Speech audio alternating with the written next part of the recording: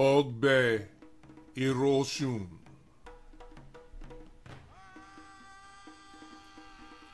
Ogbe, irosun came down from Orun, heaven, to practice Ifa, just as he did in Orun, with sympathy and kindness.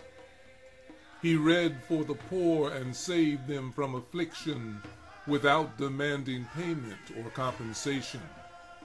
Orun's awos were angry.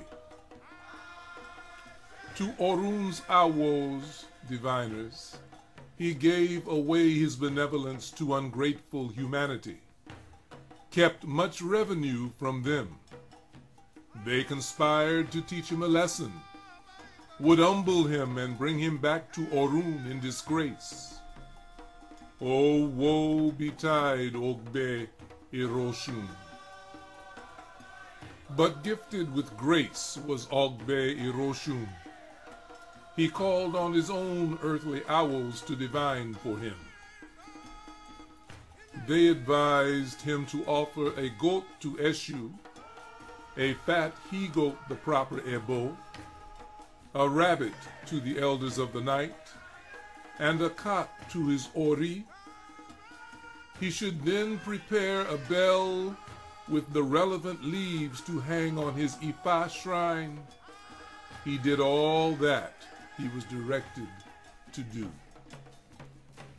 And his enemies plotted and planned, seeking out Igbesi, who is indebtedness, Arun, who is disease, and Iku, death. They approached the three Ajogun, asking each to bring Ogbe irosun back to Orun. But the three grim agents of destruction refused to do so. Ogbe irosun, so full of grace, would surely recognize us all, they said. I will go, Iku replied, if money precedes me.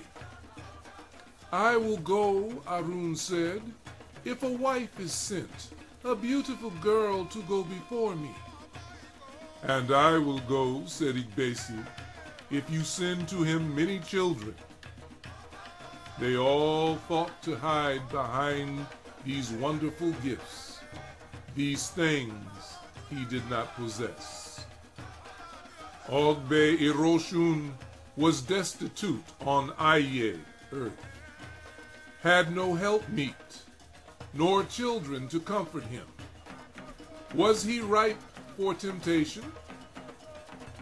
His enemies sent Suuru, Patience, daughter of Ajay Shaluga, to be their eyes. She was to watch him, inform them when he grew too weak to resist the ominous visitors. Ogbe irosun got unexpected help from this eldest, ugliest child of the Orisha of wealth. Suuru, who is called Adetutu, was required by heaven's mandate to perform a vital task, to regularly visit and accommodate the guardian spirits of all and sundry inhabitants of Aye.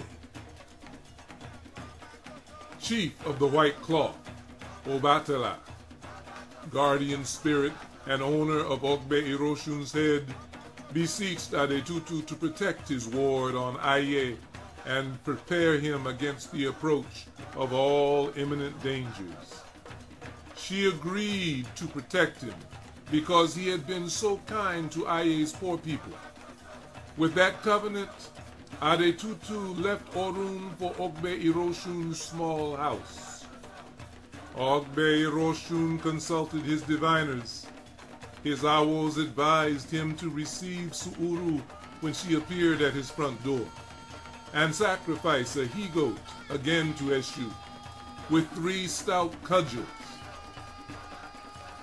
And after that offering, Obatala caused his ward to sleep and to dream. In that dream, money boldly came to his front door. The bell on his Ifa shrine began to ring and woke him up. He saw money piled at his door. He saw Iku hiding behind it. But Su'uru was ever there to keep him calm and steadfast.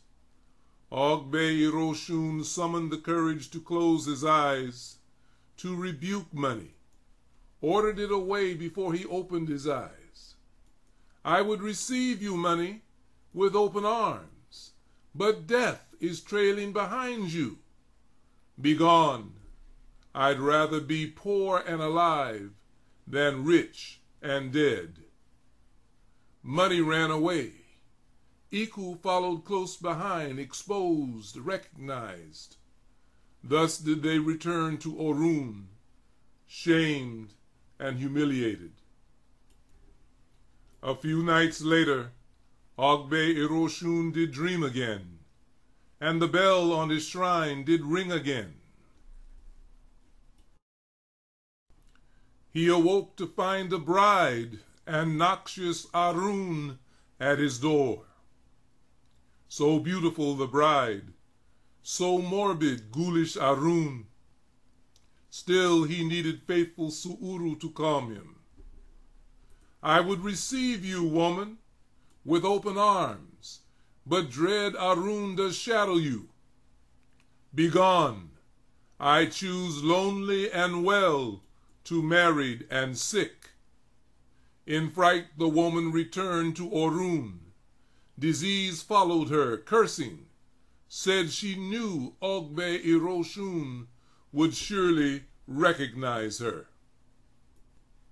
Then came Igbesi with children leading the way. Obatala caused Ogbe irosun to dream again, sounded the alarm.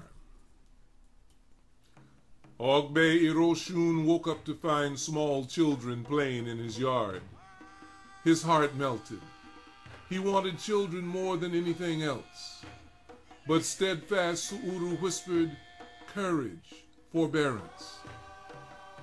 I would receive you, he said, but for Igbesi hiding behind you.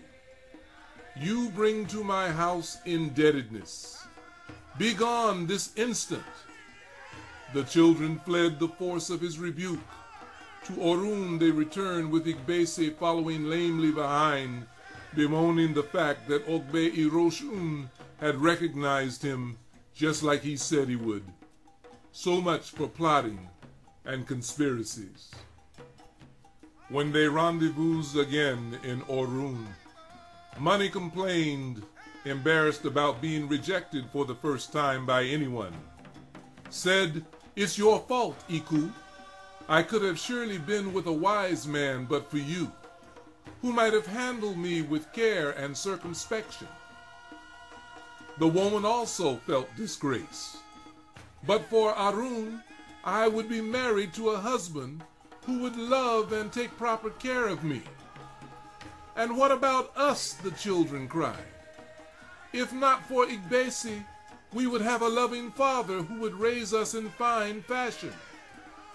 Our elder sister, Money cried, who took care of us here in Orun, is already living in his house. I'm going back there. I'm going too, cried the would-be bride. Us too, cried all the children. They all returned to the house of Ogbe irosun, and he received them all happily. Su'uru made her happy home with him. He married many wives and raised many children. To Obatala he made ebo. He thanked his awos, made a feast, and sang and danced his gratitude, sang and danced his wonderment. Ashe.